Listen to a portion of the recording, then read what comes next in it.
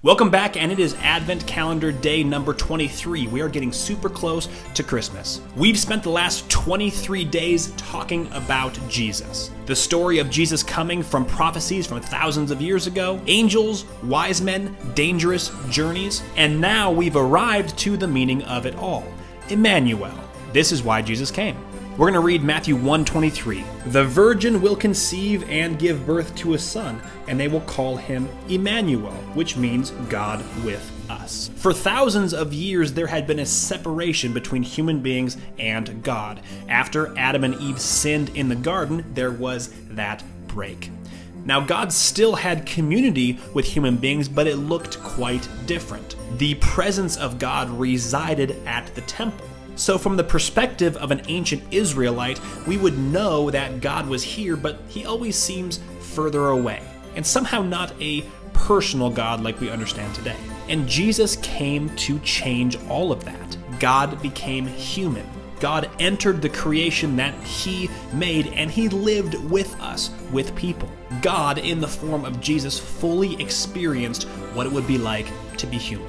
That's the meaning of the word Emmanuel. It means God with us. This is the gospel. This is the good news. God, in his wisdom, chose not to stay distant. He chose to have a personal relationship with us through Jesus Christ. And we get to take comfort knowing that God actually understands our struggles. Jesus was hungry. Jesus got tired. Jesus wept, and Jesus certainly experienced pain. God did that for us because he loves us. And Jesus is the mechanism for allowing that to happen. We have a relationship now with God through Jesus. He came on our behalf. Because of what Jesus did, our sins are now cast as far as the east is from the west, and we get to be in good standing with God. We don't deserve it, we didn't earn it, but Jesus did earn it on our behalf, so we get to reap the rewards of what Jesus did. This is what Emmanuel means, God with us. And this should be no surprise. All the prophets pointed to this, all of the angels pointed to this, the wise men came to worship him and proclaimed this. This was proclaimed by Simeon and Anna at the temple. Jesus is Emmanuel, God with us. And the impact of this is cosmic. Absolutely everything changed. And that is why we celebrate Christmas. Jesus is the climax of all of human history. All of the Old Testament is pointing to what Jesus is going to do. And all of the New Testament, which is what we live in right now, points back to what Jesus did.